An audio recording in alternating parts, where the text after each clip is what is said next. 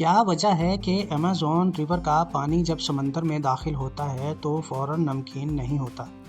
Scientist کا کہنا ہے کہ ایمیزون ریور صرف ایک ریور نہیں بلکہ پورا ایک پلینٹ ہے، ایک ایسا ریور جو نام بدلتا ہے، رنگ بدلتا ہے، بلکہ حیرت انگیز طور پر کبھی کبھار الٹا بھی بہنا شروع کر دیتا ہے۔ اور اب اس کے نیچے ایک گھوسٹ ریور کا ایویڈنس بھی مل چکا ہے۔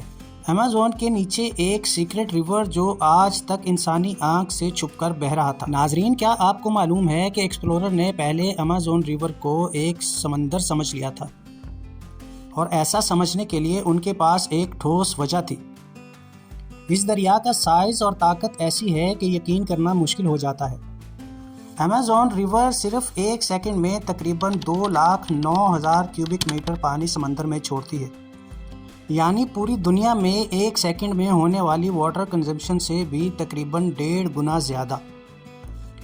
یہ اتنا زیادہ فریش واٹر ہے کہ ایمیزون کے بعد اگلے 7 ریور مل کر بھی اتنا پانی سمندر میں نہیں چھوڑتے۔ یہاں تک کہ پوری دنیا میں ہر گزرتے سیکنڈ میں جتنا بھی پانی سمندر میں گر رہا ہے اس میں 20% حصہ ایمیزون ریور کا ہے۔ ایمیزون ریور کی چوڑائی خشک موسم میں ہی 10 کلومیٹر تک ہوتی ہے، اور بات کی جائے اگر برساتی موسم کی تو کچھ جگہوں پر یہ 48 کلومیٹر تک پھیل جاتی ہے۔ تو اس سیزن پر اگر ایک کنارے پر کھڑے ہو کر دوسرے کنارے کو تلاش کرنے کی کوشش کی جائے تو سمندر کی طرح ہرائزن پر نظر اوجھل ہو جاتی ہے، مگر دوسرا کنارہ نظر نہیں آتا۔ یہی وجہ ہے کہ مقامی لوگ اسے دا ریور سی کا نام دیتے ہیں۔ جب ارلی ایکسپلورر یہاں آئے تو ان کو لگا یہ ایک ریور نہیں بلکہ ایک سمندر ہے۔ حیرانی کی بات یہ ہے کہ اتنی بڑی ہونے کے باوجود دنیا کی سب سے لمبی ریور پر ایکسپرٹس ایک پیج پر نہیں آ سکے۔ اسکول کی ٹیکسٹ بک پر نائل ریور کو ایمیزون کی لمبائی سے بھی لمبا بتایا گیا ہے، مگر والیوم کے اعتبار سے ایمیزون ریور نائل ریور سے بہت زیادہ بڑا ہے۔ میئرمنٹ کے حساب سے نائل ریور کی لمبائی تقریباً 6,650 کلومیٹر کے آس پاس ہے، اور ایمیزون کی لمبائی تقریباً 6,400 کلومیٹر بتائی جاتی ہے۔ اس حساب سے نائل ریور 250 کلومیٹر سے جیت جاتی ہے۔ لیکن کہانی یہاں ختم نہیں ہوتی۔ ساؤتھ امریکن سائنٹسٹ نے سیٹلائٹ کے ذریعے ایمیزون کا سورس دوبارہ سے میپ کیا۔ ان کا ماننا ہے کہ اگر آپ ایمیزون کے اصلی سورس کو بھی کاؤنٹ کرو تو اینڈیز کے پہاڑوں میں جہاں سے پانی اوریجنیٹ ہو رہا ہے، تو اس حساب سے ایمیزون کی لمبائی نائل سے کافی زیادہ بنتی ہے۔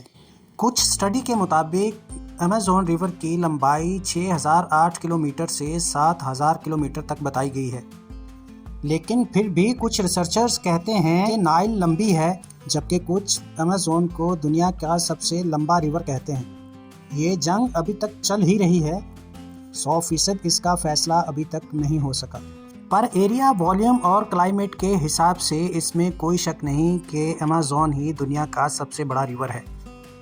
ایمیزون ریور جیسے جیسے گھنے جنگلات کے اندر سفر کرتا جاتا ہے، یہ ویسے ویسے اپنا نام بھی بدلتا ہے اور اپنا رنگ بھی۔ اینڈیز کے پہاڑوں میں جہاں اس کا جنم ہوتا ہے وہاں اسے اپوریمک کہا جاتا ہے۔ اوکایالی کے مقام پر لوگ اسے ایمیزون کہتے ہیں، مگر اس بیچ یہ ریور 4 مرتبہ اپنا نام تبدیل کرتی ہے۔ مگر برازیل میں کہانی کچھ ڈیفرنٹ ہے۔ وہ لوگ تب تک اسے ایمیزون نہیں بولتے جب تک یہ اپنا رنگ نہیں بدلتا۔ اس سیٹلائٹ امیج میں آپ دیکھ سکتے ہیں کہ ایک سائڈ پہ مٹی والا پانی ہے اور دوسری سائڈ پہ کالا پانی۔ جب یہ دونوں پانی ملتے ہیں تو برازیلین اسے تب ایمیزون کا نام دیتے ہیں۔ یہاں پر بھی ریور ایک عجیب رنگ ڈھالتا ہے۔ مٹی کی طرح براؤن پانی اگلے کئی 100 کلومیٹر تک کالے پانی کے ساتھ مکس ہی نہیں ہوتا، جیسے تیل اور پانی آپس میں مکس نہیں ہوتے۔ اس وجہ سے ہوتا ہے کیونکہ یہ کالا پانی ریو نیگرو کا ہے جو دوسری ڈائریکشن سے آ رہی ہے۔ اس کا ٹیمپریچر، اسپیڈ اور اس میں موجود منرلز کی ڈینسٹی ایمیزون ریور سے کافی الگ ہے، تبھی یہ فوراً ایک دوسرے سے مکس نہیں ہو پاتی۔ آگے چل کر یہ پانی آپس میں مکس ہو جاتا ہے اور پھر ایک ہی نام رہ جاتا ہے، ایمیزوناس، یعنی ایمیزون ریور۔ ایمیزون ریور کے بیسن کا ایریا کیلکولیٹ کیا جائے تو یہ بنتا ہے 70 لاکھ اسکوائر کلومیٹرز۔ اس ایریا میں 8 پاکستان یا 2 انڈیا جیسے ملک فٹ آ سکتے ہیں، جی ہاں، وہ بھی اپنی اپنی ریور سمیت۔ یا پھر ایمیزون ریور بیسن میں رشیا ہٹا کر پورا یورپ بھی فٹ آ سکتا ہے، اور اس کے بعد بھی اتنی جگہ بچ جائے گی کہ ایک پاکستان جیسا ملک فٹ آ جائے۔ اور برساتوں کے دوران تو اس کی چوڑائی اتنی زیادہ ہو جاتی ہے کہ کسی بھی نارمل ریور کے ساتھ اس کو کمپیئر کرنا بیکار لگتا ہے۔ شاید یہی وجہ ہے کہ ایمیزون ریور دنیا کی وہ واحد ریور ہے جس پر آج تک کوئی برج نہیں بنایا جا سکا۔ سب سے عجیب بات یہ ہے کہ ایمیزون ریور سے جب پانی اٹلانٹک اوشن میں آ کر گرتا ہے تو سمندر میں کافی دور دور تک نمک کم ہو جاتا ہے۔ ایک وقت تھا جب اٹلانٹک اوشن سے گزرنے والے سیلرز ساحل کے بہت دور سے ہی پانی نکال کر استعمال کیا کرتے تھے، کیونکہ اس میں نمکیات بہت کم ہوتی تھیں۔ تو یوں کہا جائے کہ ایمیزون ریور صرف زمین پر ہی نہیں بلکہ سمندر پر بھی اپنا اثر چھوڑتی ہے تو غلط نہیں ہوگا۔ کچھ ریسرچرز کی تھیوری یہ بھی کہتی ہے کہ ایمیزون ریور کا اوریجن افریقہ سے ملتا ہے۔ کروڑوں سال پہلے ایک وقت تھا جب ایک سپر کانٹیننٹ ہوتا تھا، گونڈوانا۔ اسی کانٹیننٹ میں افریقہ، ساؤتھ امریکہ، انڈیا اور آسٹریلیا سب ایک ساتھ جڑے تھے۔ پھر آہستہ آہستہ کانٹیننٹس بنتے گئے اور سمندر بھی اسپلٹ ہو گیا۔ آج بھی اگر آپ میپ پہ دیکھیں گے تو ساؤتھ امریکہ کسی پزل کی طرح افریقہ کے ساتھ فٹ ہو جاتا ہے۔ اور جب ایسا ہوتا تھا تو ایمیزون ریور جو آج ویسٹ سے ایسٹ کی طرف بہتی ہے، پہلے افریقہ سے نکل کر ویسٹ کی طرف بہتی تھی۔ بعد میں جب کانٹیننٹس الگ ہوئے اور ساؤتھ امریکہ میں اینڈیز ماؤنٹین رینج بننا شروع ہوئی تو ایمیزون ریور کا فلو بلاک ہو گیا اور وہ اٹلانٹک اوشن میں ہی گرنے لگی۔ لیکن کیا آپ کو معلوم ہے کہ ایمیزون ریور کے الٹا بہنے کا ایک چھوٹا سا ورژن آج کے دور میں بھی دیکھا جا سکتا ہے، جس کو پورو روکا کہتے ہیں۔ پورو روکا کیا ہے؟ جب اٹلانٹک اوشن میں ہائی ٹائیڈ کا وقت آتا ہے تو 4 میٹر اونچی لہر ایمیزون کے ڈیلٹا پر پڑتی ہے، اور ریور کا پانی ان سمندری لہروں کے سامنے بے بس ہو کر الٹی دشا میں چلنا شروع ہو جاتا ہے۔ اس دوران کئی کلومیٹرز تک ایمیزون ریور کا پانی الٹی ڈائریکشن میں چلتا رہتا ہے۔ پورو روکا اکثر سپٹمبر اور مارچ کے مہینے میں ہوتا ہے، جسے دیکھنے کے لیے دنیا بھر کے سرفرز یہاں کا رخ کرتے ہیں۔ سرفرز اس ٹائیڈ کو رائڈ کرتے ہوئے کئی کلومیٹرز اندر تک ایمیزون ریور میں تیرتے ہوئے جاتے ہیں۔ جب دنیا سمجھ بیٹھی تھی کہ ایمیزون ریور کے تمام راز ہم جان چکے ہیں، تبھی سائنٹسٹ نے ایک حیرت انگیز ڈسکوری کی۔ ایمیزون ریور کے نیچے ایک دوسرے دریا کی موجودگی۔ جی ہاں، ایمیزون ریور بیسن سے 4 کلومیٹر نیچے گراؤنڈ واٹر کا ایک آہستہ بہتا ہوا دریا بھی موجود ہے، جسے حمزہ کا نام دیا گیا ہے۔ 2011 میں برازیلین جیو فزسسٹ کی ایک ٹیم نے اس چھپے ہوئے دریا کا اعلان کیا اور اپنے لیڈ ریسرچر ڈاکٹر والیا حمزہ کے نام پر اسے ریو حمزہ کا نام دیا۔ حمزہ ریور پانی کا باقاعدہ دریا نہیں، یہ در حقیقت ایک بہت بڑا انڈر گراؤنڈ واٹر سیپیج کا بہاؤ ہے، پر یہ اوپر ایمیزون ریور کے بالکل نیچے اور اس کے ساتھ ساتھ آگے بڑھتا ہے۔ دونوں کا بہاؤ ایک ڈائریکشن میں ہے، یعنی ویسٹ سے ایسٹ کی طرف۔ سائنٹسٹ کا ماننا ہے کہ حمزہ کا اوریجن اینڈیز کے پہاڑوں کے نیچے سے ہوتا ہے اور یہ بھی اٹلانٹک اوشن میں ہی جا کر گرتا ہے، پر ایمیزون ریور کی طرح نہیں بلکہ سمندر کی گہرائی میں۔ ان دونوں ریورز کا ڈفرنس دیکھا جائے تو حمزہ ایمیزون ریور سے کہیں زیادہ چوڑی ہے۔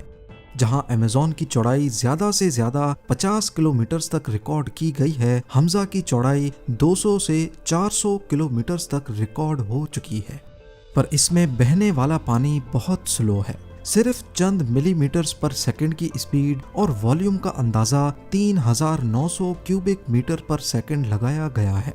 پر آخر زمین سے 4 کلومیٹر نیچے اس چھپی ہوئی ریور کا پتہ ہی کیسے چلا؟ ریسرچرز نے ایمیزون ریور میں 241 سے بھی زیادہ بور ڈرل کیے اور اس میں مختلف سینسرز ڈالے گئے۔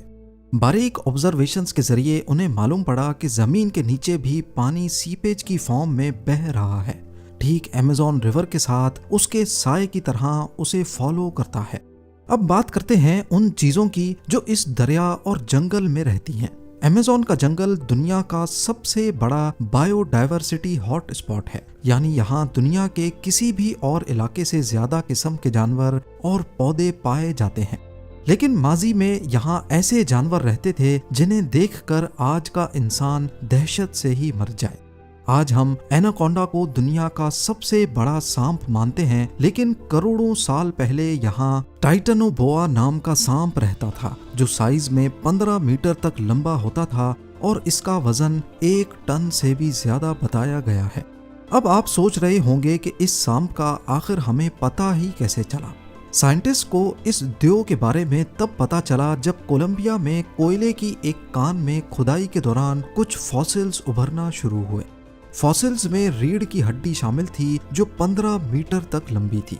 मजीद जांच करने पर मालूम पड़ा कि ये सांप की हड्डी है। रेडियो कार्बन डेटिंग ने इस चीज से पर्दा उठाया कि ये सांप डायनासोर्स के जमाने में यहाँ हुआ करता था। आज का सबसे लंबा पाइथन भी इसके सामने एक कीड़ा लगता है। टाइटनोबोआ इतना बड़ा था कि वो मगरमच्छ और बड़े कछुए खाया करता था। खुशकिस्मती से ये जानवर अब खत्म हो चुके हैं, लेकिन इसका मतलब ये नहीं कि आज का अमेज़न महफूज है। आज भी यहाँ ऐसे जहरीले मेंढक पाए जाते हैं जिन्हें सिर्फ छूने से इंसान की मौत हो सकती है। यहाँ इलेक्ट्रिक ईल्स हैं जो बिजली के झटके मारती हैं। पिराना नाम की मछलियां हैं जो खंजर जैसे अपने तेज दांतों के लिए मशहूर हैं, और ऐसी मकड़ियां हैं जिनका जहर इंतहाई खतरनाक है। अमेज़न में बुलेट एंड नाम की चूंटी भी पाई जाती है जिनके काटने पर गोली लगने जितना दर्द होता है और ये पूरे 1 दिन तक रहता है। यहाँ तक के समंदर से शार्क भी दरिया के अंदर आ जाती हैं। ये जंगल इतना घना और पुराना है कि आज भी यहाँ ऐसे कबीले रहते हैं जिनका बाहरी दुनिया से कोई राब्ता नहीं। वो आज भी हजारों साल पुराने तरीकों से जिंदगी गुजार रहे हैं। लेकिन एक और राज है जो अभी हाल ही में खुला है, और वो है अमेज़न की खोई हुई तहजीबें। सदियों से ये माना जाता था कि अमेज़न का माहौल इतना सख्त है कि यहाँ कोई बड़ी सिविलाइजेशन या शहर आबाद नहीं हो सकते, लेकिन यहाँ पर भी आर्कियोलॉजिस्ट गलत साबित हो गए। बोलिविया के घने जंगलात में साइंटिस्ट को ऐसी चीजें मिली हैं जिन्होंने इतिहास को हिलाकर रख दिया है। लाइडार टेक्नोलॉजी, जो कि एक किस्म का लेजर स्कैनर है, उसे इस्तेमाल करते हुए साइंटिस्ट ने जंगल की जमीन का नक्शा बनाया है। हैरत अंगेज तौर पर उन्हें वहां बड़े बड़े पिरामिड्स और शहरों के निशानात मिले हैं। ये कासाराबे कल्चर के लोग थे जो आज से तकरीबन 600 से 1000 साल पहले यहाँ रहते थे। ये लोग बहुत तरक्की याफ्ता थे। उन्होंने जंगल के बीच में 22 मीटर ऊंचे मिट्टी के पिरामिड्स बनाए थे। उन्होंने पानी के लिए नहरें खोदी थीं और एक शहर को दूसरे शहर से मिलाने के लिए सीधी सड़कें बनाई थीं जो कई किलोमीटर तक फैली हुई थीं। ये सड़कें इतनी सीधी थीं कि लगता है किसी इंजीनियर ने डिजाइन की हो। तहकीक से मालूम पड़ा कि ये शहर तकरीबन 1400 AD के करीब वीरान हो गए, लेकिन क्यों, ये आज तक कोई नहीं जानता। शायद कोई बीमारी आई थी, या मौसम में तब्दीली, या फिर कोई जंग। ये मिस्ट्री अभी तक एक मिस्ट्री है।